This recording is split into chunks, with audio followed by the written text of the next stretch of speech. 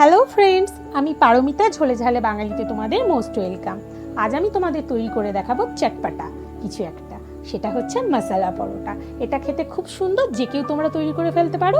যখন ঘরে কিছুই থাকে না, তখন চটপটা খেতে ইচ্ছা হয়, তখনই এটা বানিয়ে ফেলো। আর এটা হচ্ছে ডিনারে, লাঞ্চে, ব্রেকফাস্টে যখন ইচ্ছা করে ফেলা যায়। এটা খেতে খুব মজাদার। আর আমার ভিডিওটা তোমাদের যদি ভালো লেগে থাকে তাহলে প্লিজ লাইক, শেয়ার করো, নতুন বন্ধুরা সাবস্ক্রাইব করো, আর বেল আইকনটিতে ক্লিক করো, যাতে নতুন নতুন রেসিপি তোমাদের কাছে সবার আগে পৌঁছে যায়। আমি এখানে 250 গ্রাম ময়দা নিয়েছি, তাই এখানে হাফ চামচ লবণ দিলাম আর দিচ্ছি হাফ চামচ চিনি। খুব ভালো মতো ময়ান দিয়ে নিতে হবে ময়দাটায়। আমি এখানে সাদা তেল ব্যবহার করেছি, তোমরা চাইলে ঘিও ব্যবহার করতে পারো। আমি এখানে 1 চামচ সাদা তেল দিয়ে দিলাম। খুব ভালো মতো মাখিয়ে নিয়ে জল দিয়ে এটাকে মেখে নিতে হবে। ডোটা খুব বেশি নরমও করবে না, আবার খুব বেশি শক্তও করবে না। আমি এটাকে 10 মিনিট রেস্টে রেখে দেবো। একটা ঢাকনা দিয়ে রেখে দিচ্ছি 10 মিনিট। এবার চলো দেখে নিই মশলা পরোটায় মশলাটা কী দেবো। আমি এখানে ধনে গুঁড়ো নিয়েছি 1 চামচ, লঙ্কা গুঁড়ো নিয়েছি 1 চামচ, আর এখানে নিয়েছি জলজিরা পাউডার। তোমরা যদি জলজিরা পাউডার না দিতে চাও তাহলে চাট মশলাও দিতে পারো। আর ভাজা জিরে দিয়েছি 1 চামচ, আর নিয়েছি ধনে পাতা। আর এটা আমি সাদা তেলে করব, তোমরা চাইলে ঘি দিয়েও করতে পারো। আর নিয়েছি ময়দা। এবার মশলাটা চলো বানিয়ে নিই। এখানে 1 চামচ ধনে গুঁড়ো দিলাম, রোস্টেড জিরে, এটা শুকনো খোলা জিরেটাকে ভেজে নিয়ে গুঁড়ো করে নিয়েছি।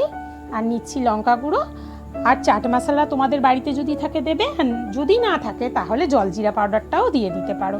খুব ভালো মতো মিশিয়ে মশলাটা তৈরি হয়ে গেল। 10 মিনিট হয়ে গেছে, ময়দাটা নরম হয়ে গেছে, দেখো কত সুন্দর হয়ে গেছে। এবার এই ময়দা দিয়ে আমি 6টা লেচি কেটে নিচ্ছি। তোমরা যতটা পরিমাণ করবে ততটা ময়দা ব্যবহার করতে পারো। এবার সব রেডি, আমার মশলা, আটা মাখা সব রেডি। এবার আমি এরকম ভালো মতো বেলে নিচ্ছি। যতটা পারবে বড় করে বেলে নেবে লেচিটা। দেখো খুব সুন্দর করে বেলা হয়ে গেছে। এবার এর ওপর তেল মাখিয়ে নিচ্ছি, তারপর মশলাটা ভালো মতো ছড়িয়ে দিচ্ছি, যে মশলাটা বানিয়ে রেখেছিলাম। এবার ওপর দিয়ে ধনে পাতা দিচ্ছি। তোমরা চাইলে কসৌরি মেথিও দিতে পারো গুঁড়ো করে, খুব ভালো খেতে লাগে। খুব ভালো মতো মশলা দিয়ে দেবে। তোমরা যতটা ঝাল খেতে চাও সেই অনুযায়ী ঝালও দিয়ে দিতে পারো। মশলাটা যাতে জড়িয়ে না যায় তাই আমি এর ওপর শুকনো ময়দা একটুখানি ছড়িয়ে দিলাম। এবার তোমরা যেরকম ছোটবেলায় পাখা মোড়ো, ঠিক তেমন পাখার মতো করে সামনে নিয়ে গিয়ে কিছুটা পিছনে এনে এরকমভাবে ফোল্ড করবে। দেখো কত সুন্দর ফোল্ড হয়ে গেছে। এই ভাঁজগুলো খুব সুন্দরভাবে ফোল্ড করবে। আর ময়দাটা আর তেলটা মাখিয়ে নেওয়ার একটাই কারণ, যাতে ভাঁজের উপর আর একটা ভাঁজ ভালো মতো জড়িয়ে না যায়। এরমভাবে করলে লাচ্ছা পরোটার মতো দেখতে লাগবে। আমি এখানে তেল দিয়ে দিলাম, দিয়ে এরকমভাবে আস্তে আস্তে গোল করে মুড়িয়ে নিচ্ছি। তোমরা ঠিক এইভাবে মোড়াবে, আর শেষের অংশটা এরকমভাবে ওপর দিয়ে নিয়ে লক করে দেবে। খুব ভালো মতো হাত দিয়ে চেপে চেপে গোল করার চেষ্টা করবে যতটা করা যায়। এবার বেলে নিচ্ছি আমি, খুব হালকা হাতে বেলবে। দেখো কত সুন্দর লাগছে, কালারফুল হয়ে গেছে, দেখতেও সুন্দর লাগছে। আর প্রত্যেকটা দেখো পার্ট বাই পার্ট দেখা যাচ্ছে। এটা সেঁকলেই খুব সুন্দরভাবে প্রত্যেকটা ফোল্ড দেখা যাবে। আমি এটা যাতে জড়িয়ে না যায় তাই উপরে আবার কিছুটা ময়দা ছড়িয়ে দিলাম। এবার পরের পরোটাটাও তোমাদের বেলে দেখাচ্ছি। ঠিক এইভাবেই বেলবে, একই প্রসেসে। খুব ভালো মতো তেল লাগিয়ে নেবে পরোটাতে। আর মশলা ছড়িয়ে দিচ্ছি, আর ধনে পাতা দিয়ে দিচ্ছি।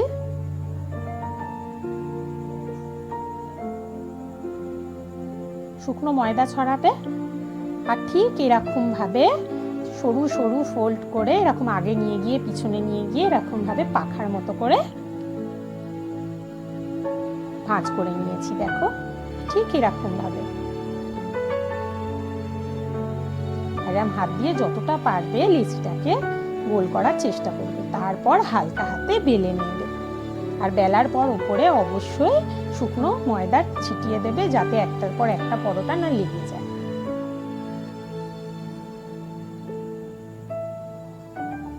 দেখো কত সুন্দর বেলা হয়ে গেছে। এবার গ্যাসে চাটু বসিয়ে দিয়েছি।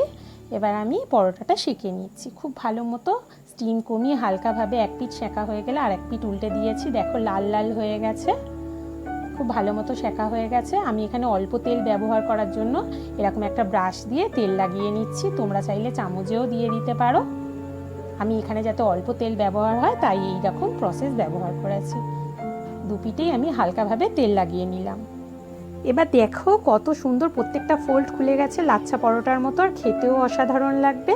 তোমরা এটা গরম গরম ডিনারে বা টিফিনে বা ব্রেকফাস্টে খেতেই পারো। এর সাথে যে কোনো টাইপ তরকারি হোক বা টক দই দিয়ে বা কোনো রকম চিকেনের প্রিপারেশান দিয়ে খেতে পারো, তোমাদের যেমন ইচ্ছা তেমনভাবে খেতে পারো। আমার পরোটাটা রেডি। কেমন লাগছে বলো, খেয়ে বলবে কেমন লাগছে। প্লিজ লাইক শেয়ার করো এবং সাবস্ক্রাইব করো। ভালো থেকো, সুস্থ থেকো। নমস্কার।